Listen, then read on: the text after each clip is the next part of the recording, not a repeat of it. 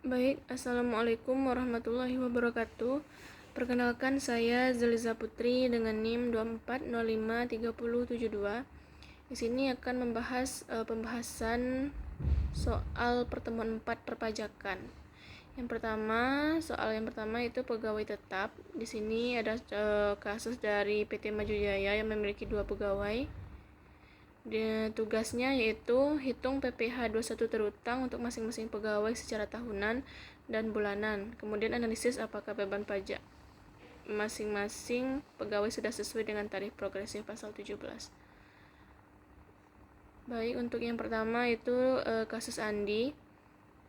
Di sini kita akan memasukkan penerimaan, yaitu berasal dari pendapatan 1 tahun dikali 12 bulan. Pendapatan Andi yaitu diperoleh dari gaji pokok senilai 8 juta per bulan, ditambah tunjangan tetap senilai 2 juta per bulan, ditotalkan menjadi 10 juta dikali 12 bulan, senilai 120 juta per tahun. Kemudian untuk pengurangan, yang pertama yaitu biaya jabatan 5% dikali 120 juta sama dengan 6 juta. Kemudian iuran pensiun senilai 200.000 dikali 12 bulan, diperoleh nilai sebesar 2.400.000 per tahun. Kemudian dikurangkan, maka akan memperoleh pendapatan neto per tahun senilai 11.600.000. Kemudian PTKP dengan status kawin dan 2 tanggungan yaitu 67.500 juta. Maka penghasilan kena pajak senilai 44.100.000. Kemudian PPh 21 Andi yaitu 5% dari PKP, yaitu senilai 2.205.000 per tahun dan 183.000 per bulan. Kemudian untuk Budi tidak kawin dan tidak ada tanggungan, penerimaannya sebesar 10 juta dikali 12 bulan maka diperoleh 120 juta. Sebentar.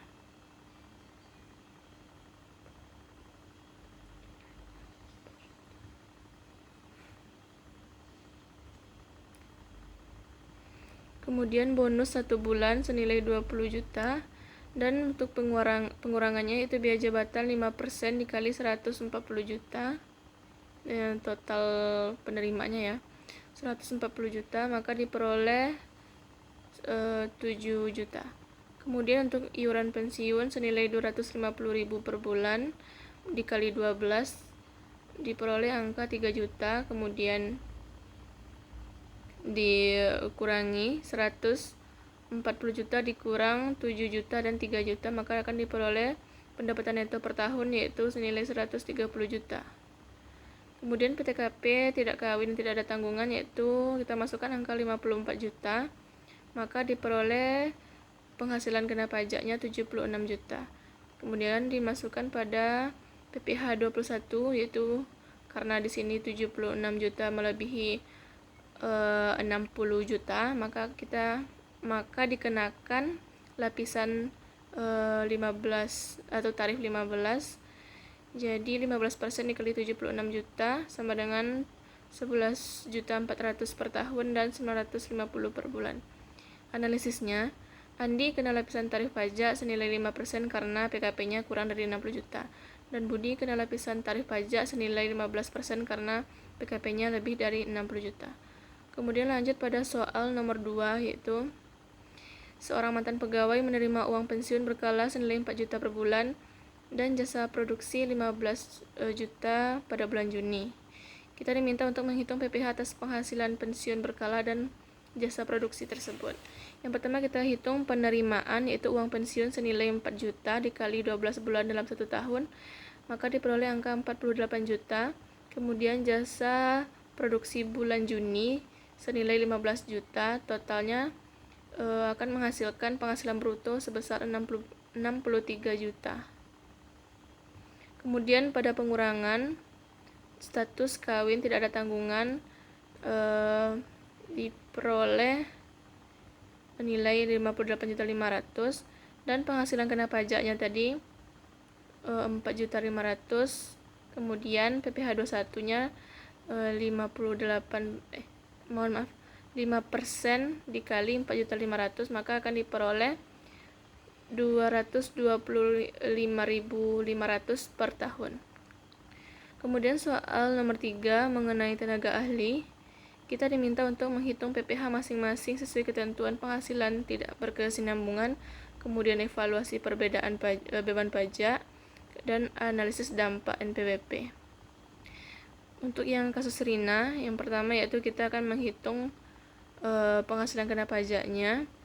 Di sini 50% dikali 3 ini berasal dari proyeknya yang berlangsung selama 3 bulan, kemudian 15 juta adalah gajinya, maka 3 juta dikali 15 juta, kemudian dikali 50%, maka memperoleh hasil 22.500.000 dan dimasukkan pada PPh 21. 5% dari 2.500.000 adalah senilai 1.125.000. Kemudian penyelesaian Tono, penghasilan bruto 3 bulan dikali 10 juta, maka totalnya adalah 30 juta. Dan penghasilan kena pajaknya 50% dari 30 juta ini adalah 15 juta. PPh 21, 5% dikali 15 juta dikali 120. 120 ini berasal dari karena Tono ini tidak NPWP ya, maka dimasukkan persennya 120 dan memperoleh hasil 900.000 rupiah. Kemudian untuk penyelesaian Sari, penghasilan kena pajaknya yaitu 50% dikali 5 juta kali 3 bulan memperoleh hasil senilai 7.500.000 dan PPh-nya 5% dikali 7.500.000 dan diperoleh hasil senilai 370.000.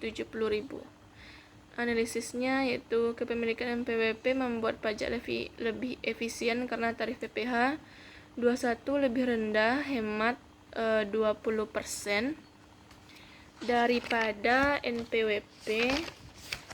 Sebentar.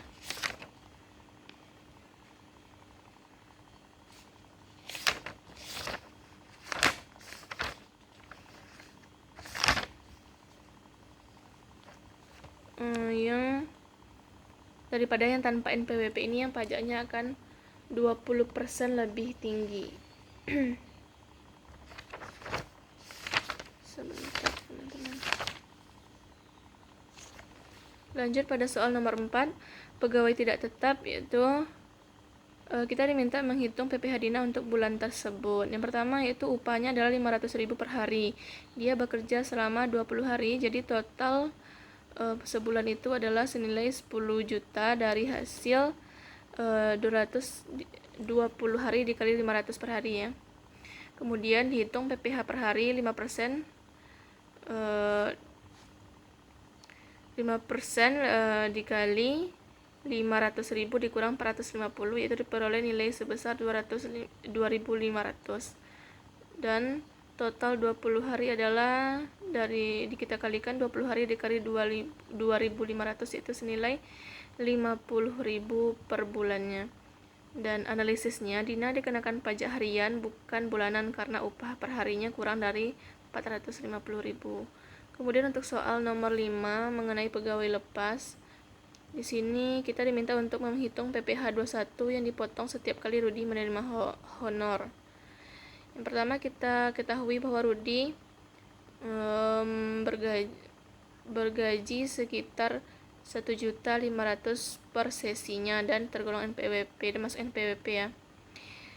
Nah, di sini DPP-nya itu 50% dikali 1.500.000 disetahunkan. Kemudian PTKP-nya tidak kawin dan tidak ada tanggungan senilai 54 juta. Maka PKP-nya kecil dari 0 dan tidak dikenakan pajak. Jadi PPh per sesi sama dengan 0 dan PPh setahun sama dengan 0. Dapat kita ketahui bahwa penghasilan Rudi tidak berkesinambungan dan total masih di bawah PTKP, maka tidak kena pajak. Untuk soal terakhir yaitu pegawai honorarium, yaitu kita diminta menghitung PPh yang dipotong atas honorarium LIA. Itu kita hitung dari DPP 50% dari gajinya 6 juta sekali gaji ya, sekali bayar, dan tidak kawin dan tidak ada tanggungan dan NPWP. Jadi 50% dari 6 juta adalah 3 juta, maka PPh-nya 5% dikali 3 juta diperoleh hasil 150.000. Baik, demikianlah video pembahasan yang dapat saya sampaikan. Terlebih dan kurangnya saya mohon maaf. Assalamualaikum warahmatullahi wabarakatuh.